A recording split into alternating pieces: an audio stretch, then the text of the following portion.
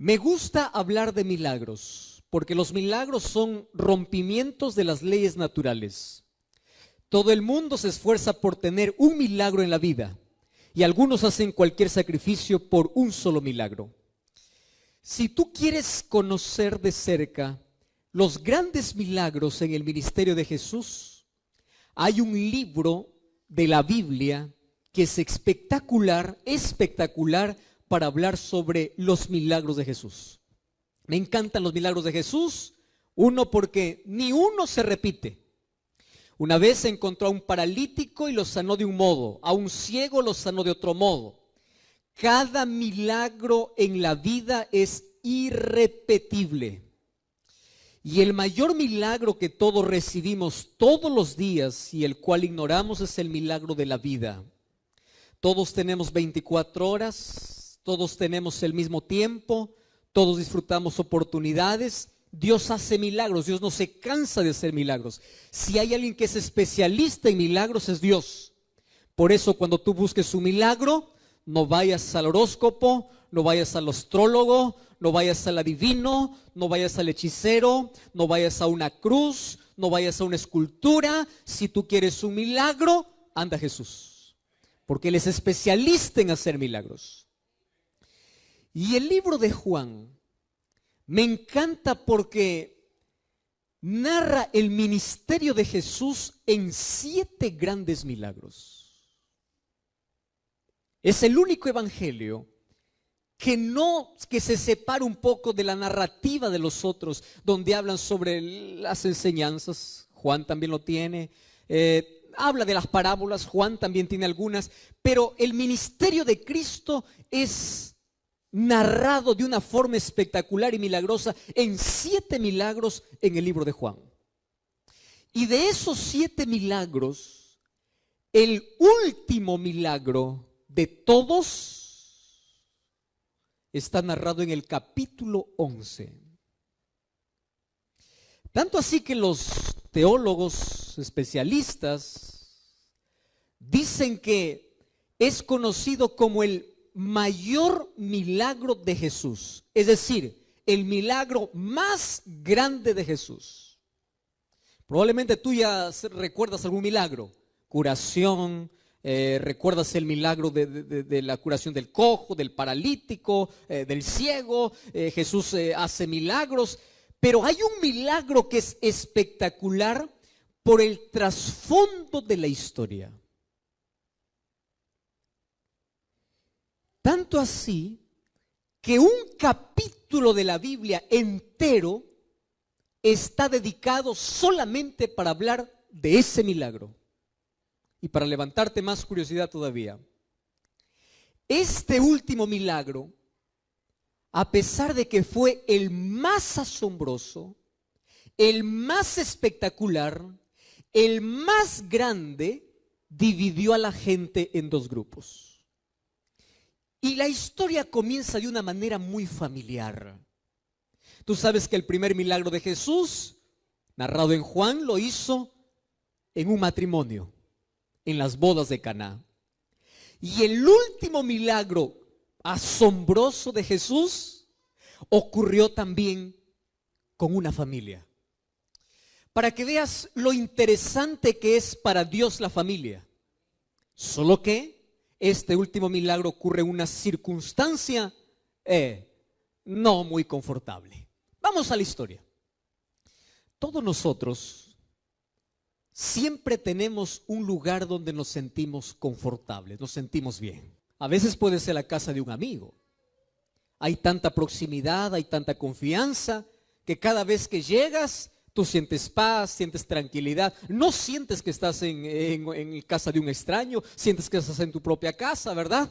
El amigo no pregunta qué hay en la refrigeradora, va a averiguarlo qué cosa hay. El amigo cuando llega no pide a veces ni siquiera permiso, llega el momento que él quiere, porque es amigo.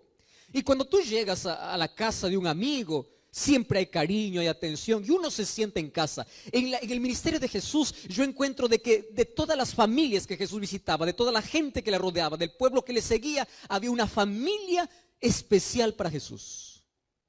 Y esa familia estaba conformada por 3 personas. El primero de ellos era Lázaro, el segundo era Marta y el tercero era María. La historia dice que eran 3 hermanos. Tanto así que la Biblia menciona que Jesús amaba a esta familia. No quiere decir que Jesús no amaba a los demás. Lo que está diciendo Jesús es que Jesús se sentía tan bien llegando a aquella aldea donde estaba la familia de Lázaro, que era la aldea de Betania. Y cada vez que Jesús pasaba por esos lugares, no había manera de poder pasar sin posar, sin poder estar en la casa de esta familia. Sin embargo, mientras estemos en esta tierra, la tragedia llega para todos. ¿Es así o no?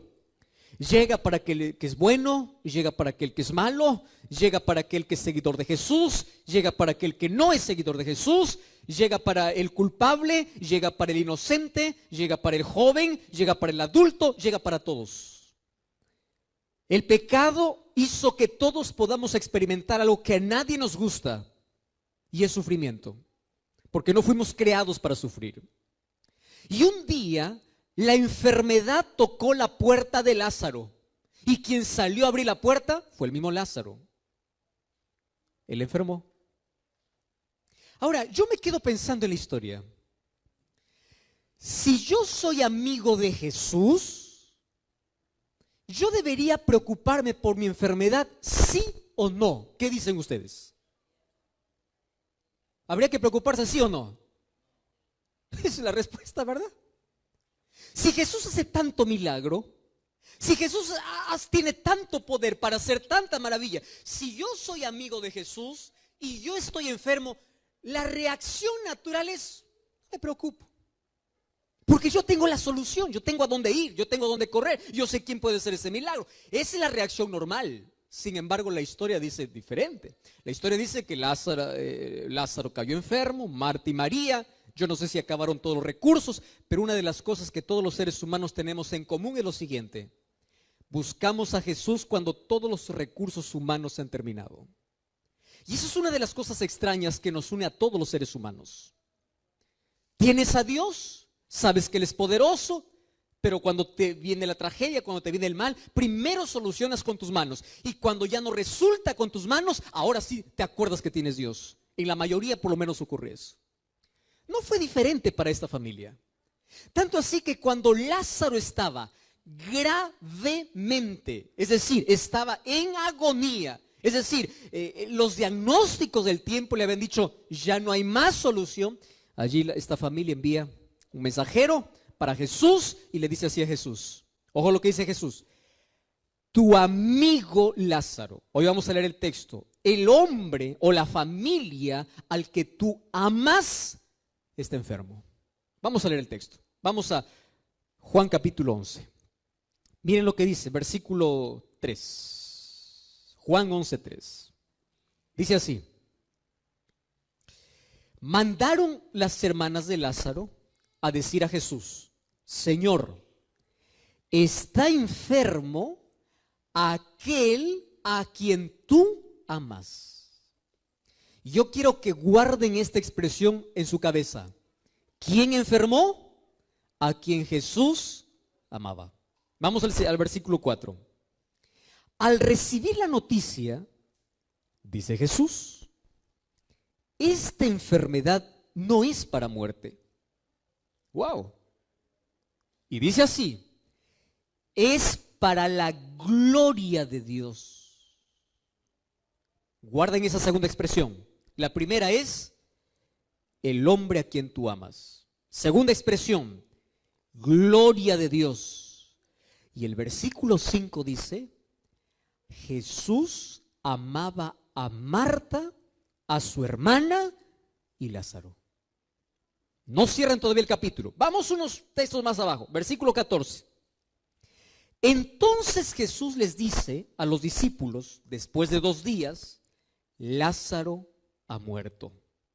Versículo 15 dice así: y yo por esta causa me alegro. ¿Ustedes leyeron ese texto? Otra vez voy a repetir para que pueda crearnos más incógnita aún. Dice así: Lázaro ha muerto.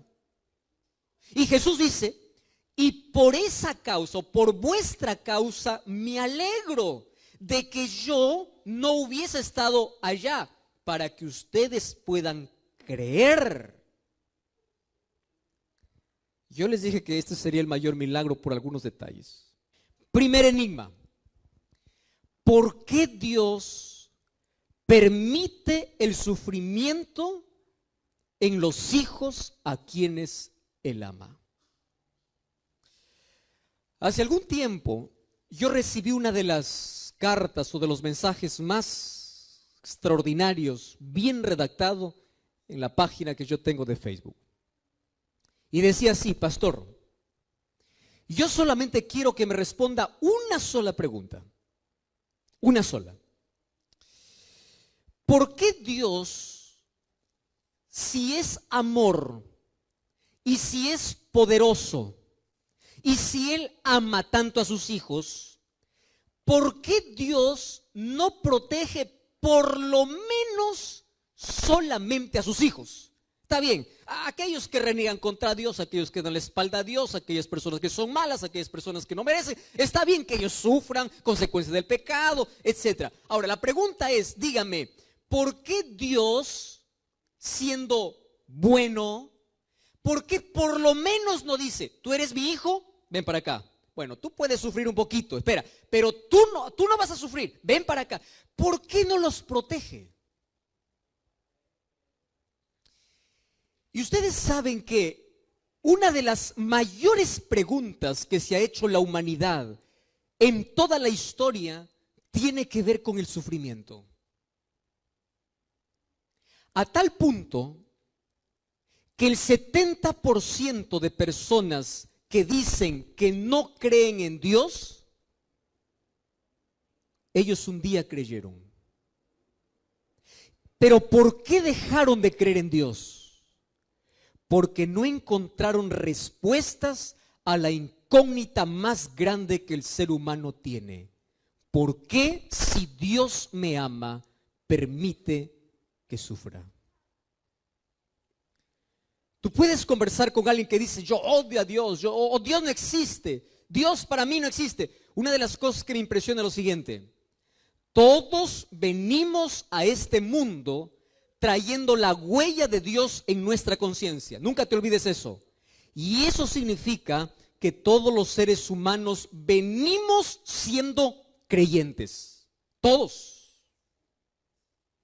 El ateísmo, el agnosticismo y todas las creencias que tienen que ver con ir en contra de Dios son cosas que el ser humano aprende en la vida son la respuesta que el ser humano encuentra en la vida ante las mayores preguntas que tiene. Entonces, ¿qué cosa piensa el ser humano? ¿Dónde está Dios? ¿Qué hizo Dios cuando mi padre murió? ¿Dónde está Dios cuando mi hija murió en un accidente?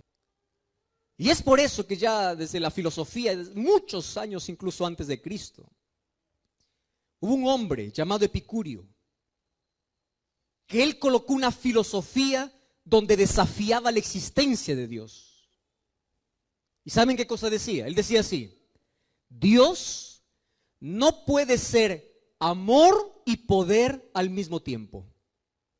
Porque si Dios es amor, ¿por qué permite el sufrimiento?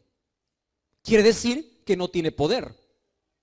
O si Dios es poderoso como para poder impedir toda la desgracia, es que no tiene amor. Puede ser que solamente tenga poder, pero no tenga amor. O puede ser que solamente tenga amor y no tiene poder. Porque la mayor pregunta que el ser humano se hace en la vida es: ¿dónde está Dios cuando lo malo sucede? Y una de las cosas que tú debes comprender hoy es lo siguiente: el silencio de Dios en el dolor no significa ausencia de Dios. Mas, ¿cómo podemos entender el silencio? Y una de las cosas que me impresiona del texto es que Jesús demora a propósito. A propósito lo hace. Recibe la noticia y le dice así: bueno, vamos a esperar todavía un poquito más, ¿no? Recibe la noticia de que Lázaro está enfermo y él se queda un poco más solo que allí comienza a dar una explicación sobre el porqué del sufrimiento. Primero, todos los seres humanos pasamos por el sufrimiento en esta vida. No importa la creencia, no importa el credo, no importa tu proximidad. Mientras estemos en este mundo, vamos a tener que enfrentar el dolor. El problema es, ¿por qué Dios lo permite? Y Jesús comienza diciendo, yo me voy a demorar un poquito, porque Él sabía lo que iba a suceder. Y Él dice, porque esta enfermedad no es para muerte, sino ¿para qué dice? Para la gloria de Dios. Repitan esa palabra, ¿para qué dice? Esa es la parte más complicada todavía. Ahora, Jesús dice, esta enfermedad no es para muerte. Hago la pregunta, ¿Lázaro murió, sí o no? Sí murió. ¿Y por qué Jesús dice, no es para muerte, sino es para la gloria? Queridos, aquí está la parte esencial de lo que tenemos que comprender hoy. Lo que para nosotros es muerte, para Dios puede significar otra cosa. Lo que para nosotros es tragedia, Dios lo puede transformar en bendición. Lo que para nosotros produce dolor puede tornarse en la mayor bendición de la vida. ¿Cómo? Ahora te explico. Mas Jesús dice que esto sea para la gloria de Dios. Yo quiero que todos podamos salir a casa pensando en 4 razones por las cuales Dios permite el sufrimiento. ¿Sí? Vamos a ir paso a paso y vamos a ver 4 razones para que cuando tú te enfrentes con la tragedia, cuando tú te enfrentes con el dolor, recuerdes por lo menos una de las 4 razones. Y eso te va a dar por lo menos alguna respuesta del por qué existe tanto dolor en este mundo. Primera razón. La primera razón es la siguiente. Dios nunca prometió en la Biblia que el ser humano viviría sin dolor mientras esté aquí en la tierra. Dios ha prometido un mundo nuevo sin dolor, pero no aquí. ¿Dónde? En el cielo. Mientras estemos aquí en la tierra, vamos a tener que sufrir. Y la Biblia dice, Salmos capítulo 46, Dios es nuestro amparo y fortaleza y es nuestro auxilio en medio de las tribulaciones. Préstame atención aquí. Tú vas a saber qué es auxilio de Dios cuando estés en medio. Es decir, cuando entres. Pastor, ¿y de dónde saca esa respuesta? Fíjate, las hermanas de Lázaro no le dicen a Jesús, ven porque tú nos prometiste que cuando alguien estaba enfermo, tú ibas a aparecer. ¿Así fue el mensaje de ellas? No, porque Jesús nunca prometió eso. Ellas dicen, el hombre o Lázaro a quien tú amas, ¿a qué cosa están apelando? Al amor de Jesús, no a la promesa de Jesús.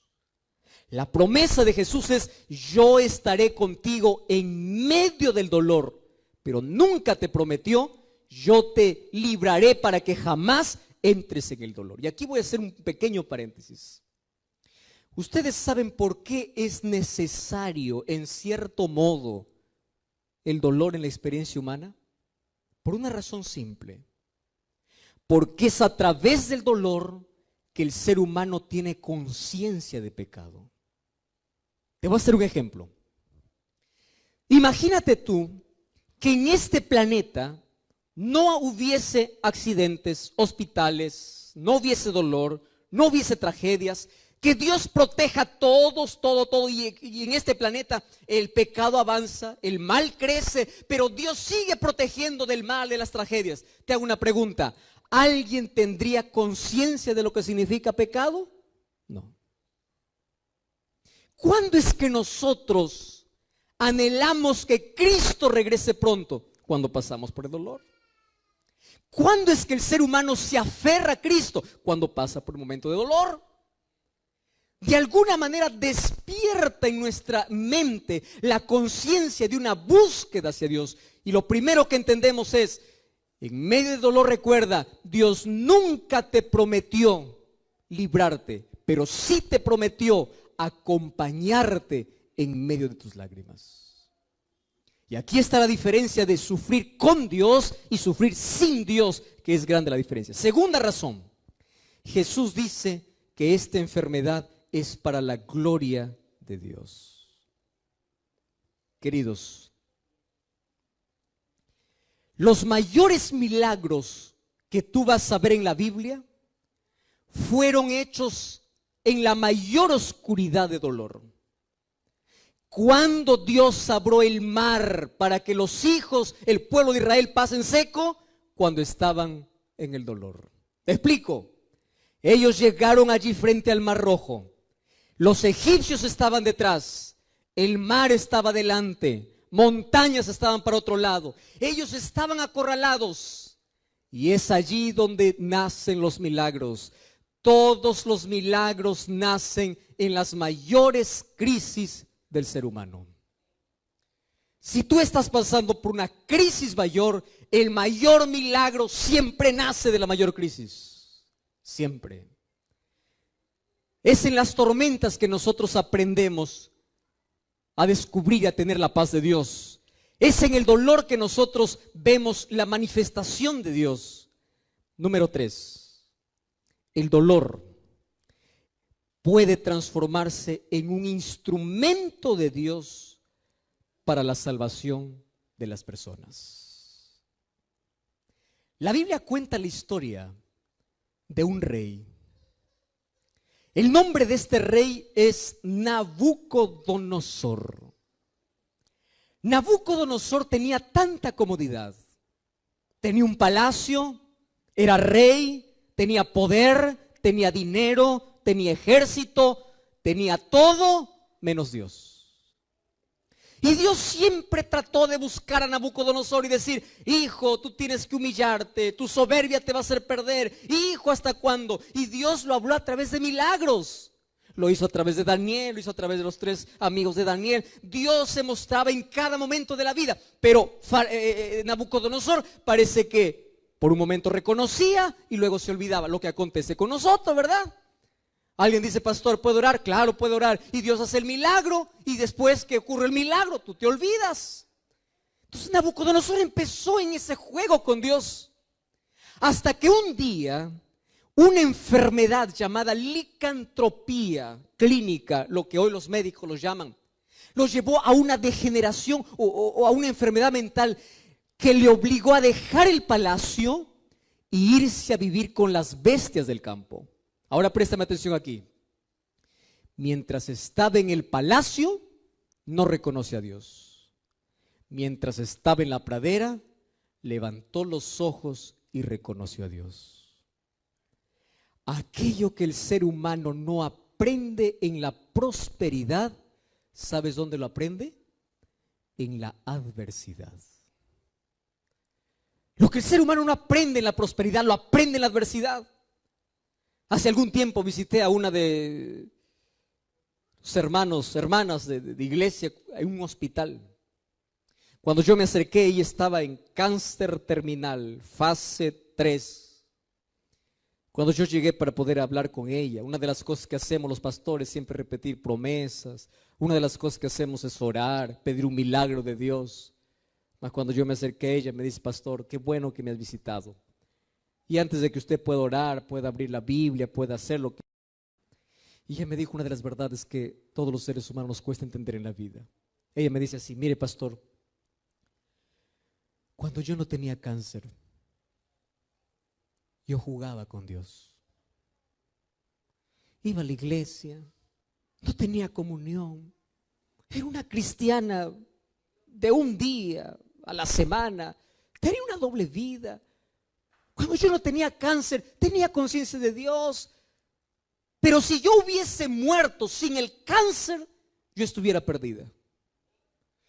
Y después me dice: y gracias a Dios por el cáncer, porque cuando el cáncer tocó mi vida, usted no sabe con qué intensidad yo busco a Dios. Usted no sabe cómo me aferro a Dios. Cuando yo no tenía cáncer, Todos los días abría los ojos y yo pensaba que la vida era un derecho que tenía que recibir de Dios porque Dios estaba obligado a darme la vida. Pero ahora que tengo cáncer y sé que voy a morir, cada día que despierto, digo gracias Señor porque un día más es un milagro. Y sabe una cosa, pastor, yo agradezco a Dios por el cáncer, porque si hoy muero con este cáncer, yo estoy preparada porque sé que cuando Jesús venga voy a resucitar. ¿Cómo es que una tragedia de la vida puede convertirse en la mayor bendición para el ser humano? Escúchame lo que voy a decirte ahora. Porque a veces el sufrimiento es el micrófono de Dios para decirte, yo te amo. Aquello que nosotros no escuchamos cuando Jesús susurra. Aquello que nosotros no escuchamos cuando Jesús nos habla. El micrófono y el parlante que Dios usa para decirte, te estoy perdiendo y no te quiero perdido, yo te quiero aquí, es el sufrimiento. Miles de personas en este mundo levantaron los ojos al cielo en las mayores crisis de la vida. Cuando perdieron todo, cuando creyeron que ya no tenían más nada en la vida y vieron de que era Dios lo único que tenían. Y es allí donde se aferraron del brazo poderoso de Dios. Yo te hago una pregunta. ¿Qué harías tú? Escúchame aquí. Si tú eres padre o eres madre, ¿qué harías tú si tú supieras que mañana tu hijo o tu hija, cuando sale de la casa, nunca más va a regresar porque un carro le va a atropellar? ¿Qué harías tú para evitar su muerte? Dime lo que harías. ¿No te pararías en la puerta en la mañana? ¿No le suplicarías y le dijeras, por favor no salgas? ¿No te cuadrarías en medio para decir, yo no te dejo salir? ¿No levantarías la voz para decir, yo soy tu padre, yo soy tu madre, no quiero dejarte salir?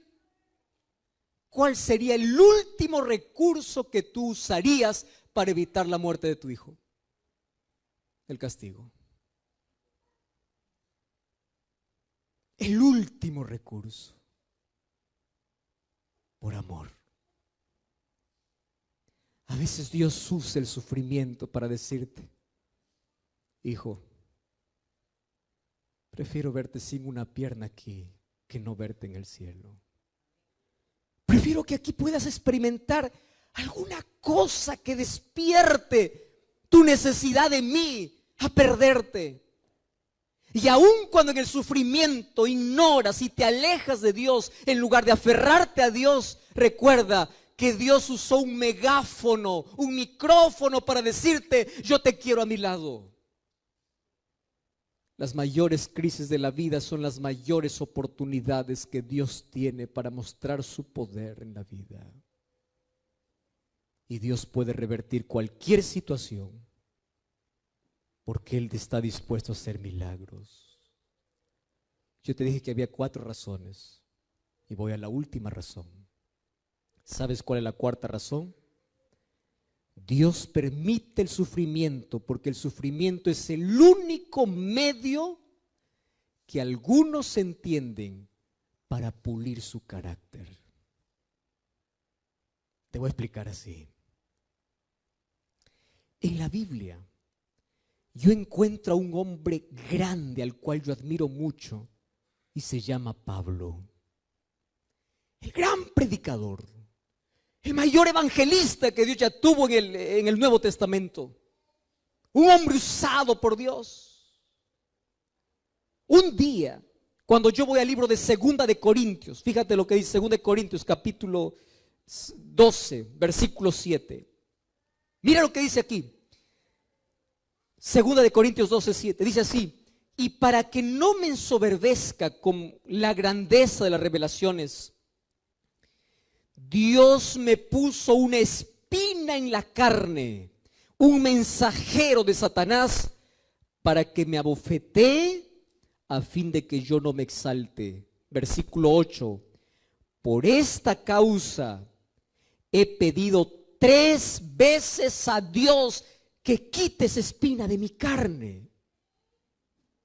Pero Él me dice, bástate mi gracia, porque mi poder se perfecciona en la debilidad. De buena voluntad, Él dice, yo me gloriaré en el dolor. Yo tendré satisfacción en el dolor, porque es la única manera que yo puedo experimentar en mi vida el poder de Cristo. Escúchame aquí. A veces Dios usa el dolor para pulir nuestro carácter y ser más semejantes a Él. ¿Por qué Dios no le quitó el dolor de la vida de uno de los mayores apóstoles que tuvo la iglesia? Porque Dios sabía que si le quitaba, él perdería el poder de Dios.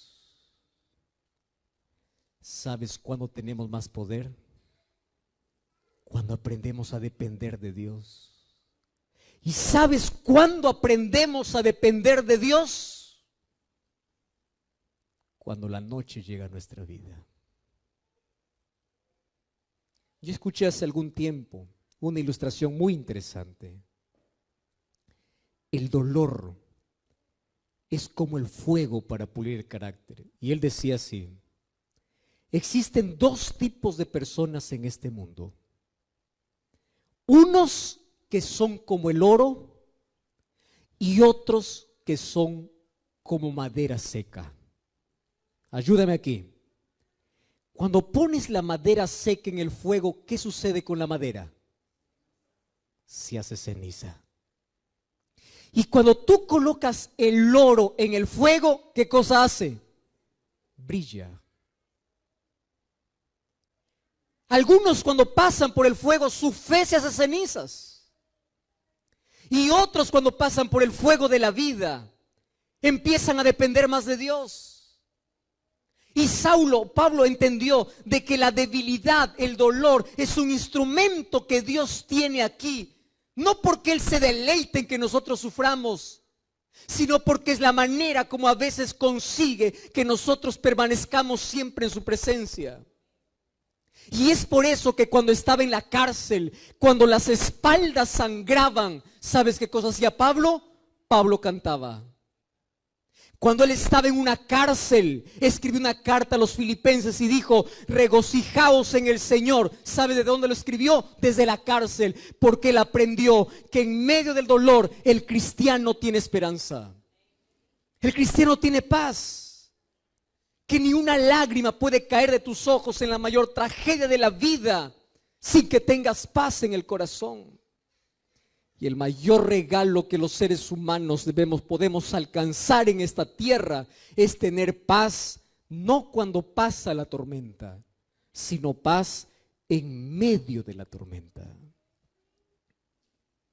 El mayor milagro que Dios hace probablemente no sea quitar el cáncer que tú tienes. El mayor milagro que Dios hace probablemente no sea darte el empleo que tú quieres.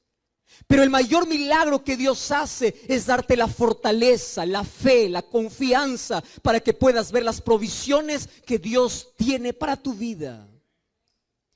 El mayor milagro que hoy puede hacer Dios probablemente no sea quitar el cáncer de tu vida, pero sí transformar tu corazón. El mayor milagro es sacar tu vida de la ruina del pecado para una vida construida para el reino de los cielos. El mayor milagro que Jesús hace probablemente no sea quitarte la carga de tus hombros, pero sí darte la fuerza necesaria para continuar en la vida. El mayor regalo que Jesús hace en un mundo lleno de dolor es que tú no puedes perder la paz en el corazón, porque esa paz es producida por la esperanza que Jesús coloca allí. Paz. ¿Cuánto daría la gente por un poco de paz? ¿Cuánta gente tiene el mejor colchón para dormir, pero tiene noches enteras de insomnio? ¿Cuántas personas tienen la casa llena de comodidades, pero tienen el corazón vacío? ¿Cuántas personas tienen todo para ser feliz, pero buscan la muerte? ¿Sabes por qué? Porque lo único que les falta es paz. Hace algún tiempo escuché una historia. Miguel era un niño que tenía 10 años de edad. Junto a la mamá todos los sábados iba para la iglesia. Cantaba, adoraba a Dios, se preparaba para ser un líder. Solo que el papá de Miguel nunca quiso acompañar a su hijo y a su esposa a la iglesia. Nunca. Toda la vida se resistió. Siempre dijo: yo nunca.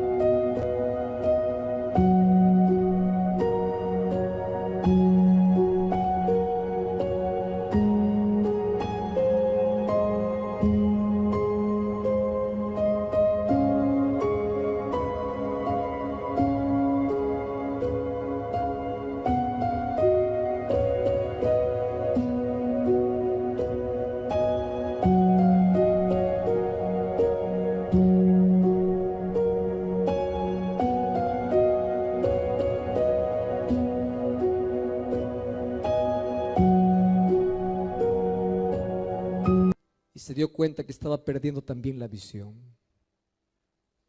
No tenía una pierna y su visión estaba terminándose. Ahora el padre, como nunca oraba y decía: Dios, solo quiero un milagro, sana a mi hijo. Porque si tú sanas a mi hijo, yo te prometo, yo voy a ir a la iglesia con mi hijo, yo te voy a servir. Señor, sana a mi hijo. Pasó un mes más y Miguel no sanó. En un mes más, Miguel murió. ¿Cómo entender la respuesta de Dios? ¿Acaso la iglesia no oraba? ¿Acaso la familia no oraba? ¿Acaso el padre no pidió una evidencia para que Dios pueda hacer un milagro en la vida de su hijo? Dios podía. Pero a veces parece que Jesús llega tarde. Parece. Cuando Él murió, Estaban haciendo todos los preparativos para ese funeral. El padre llamó al pastor. Le dice: pastor, quiero hablar con usted urgente. Y el pastor, cuando recibió la llamada, dijo: Señor, ¿ahora qué le voy a decir? La oración no tiene poder. ¿Dónde está ese Dios de milagros? ¿Dónde está ese Dios que predico, ese Dios que abre el mar, ese Dios que cura ciegos, ese Dios que levanta enfermos, ese Dios que hace lo imposible? ¿Dónde está ese Dios? Señor, ¿qué le voy a decir? Mientras se dirigía allí a la casa del padre, estaba con respuestas, fabricando en la cabeza para dar una explicación a lo que no tiene explicación. Cuando llegó a la casa, el padre abrió la puerta. El hijo estaba allí en un féretro. Y el padre por primera vez abraza al pastor y le dice: pastor, yo quiero ser bautizado. Y eso hizo entrar en shock al pastor, porque una de las primeras preguntas que el pastor esperaba es: ¿dónde estaba Dios cuando yo oré? ¿Por qué Dios no sanó a mi hijo? Y una de las primeras cosas que escuchó del padre es: pastor, yo quiero ser bautizado. Y el pastor le mira al hombre y le dice: mire, yo entiendo que está pasando por una tragedia. No, pastor, yo quiero ser bautizado. Pero, ¿qué sucedió? Si tú oraste para que Dios haga un milagro y Dios no lo hizo, y ahora quieres rendirte a Jesús. Cuando tu hijo estaba enfermo, tú no le acompañaste a la iglesia y ahora quieres ir a Jesús. Y el hombre miró los ojos del pastor y le dijo así: sí, pastor. Y le voy a explicar por qué. Porque yo estuve en los últimos minutos de vida de mi hijo. Yo estuve con él. Mi hijo estaba sin pierna. Mi hijo no veía nada. Y aún así agarraba mi mano y decía: papá, yo te quiero en el cielo. Aunque él no podía ver, él cantaba. Aunque él no podía caminar, él oraba. Pastor, yo nunca vi en mi vida a un hombre, a un muchacho que estaba muriendo, teniendo tanta paz en su vida. Entonces yo dije así: si eso es lo que Dios hace, de colocar paz aún en el corazón más agonizante, yo quiero tener esa paz. Y aunque mi hijo murió, yo quiero entregarme, porque yo quiero tener la misma paz que mi hijo tenía en las horas más difíciles de su vida. Querido, la mayor promesa de Dios es: yo estaré contigo en medio de tus lágrimas. Aun cuando no tengas todas las respuestas, confía en aquel que sabe todas tus preguntas. Aun cuando la noche sea más oscura en la vida, aun cuando Jesús parece que demora en venir, no te desesperes, porque el mayor milagro está a punto de acontecer. Si los milagros no vienen como tú quieres, es porque Dios tiene un milagro mayor para ti. Dios no sanó a Lázaro porque tuvo un mejor milagro, el milagro de la resurrección. Puede ser de que Dios no pueda cumplir tus deseos hoy como tú quieres, pero Dios hoy puede cambiar tu vida, y eso es el mayor milagro que puede hacer, de salvarte del pecado para una eternidad con Jesús.